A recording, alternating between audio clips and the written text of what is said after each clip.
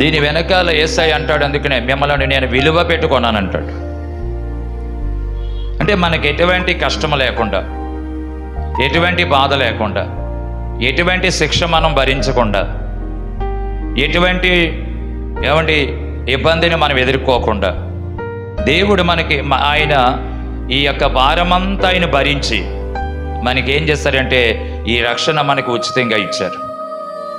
ఇది ఉచితంగా మనకి ఈ రక్షణ ఇచ్చారు, కానీ దీని వెనకాల యేసు ప్రభు వారు ఎంతో ప్రయాసపడ్డారు. మామూలు ప్రయాస కాదు.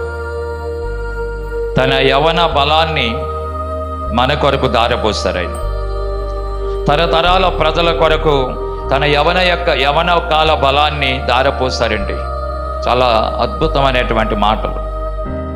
యవన బలాన్ని మన కొరకు దారపోస్తారు. అంతేకాదు ప్రియులారా, అన్యాయపు తీర్పు కూడా పొందారు ఆయన.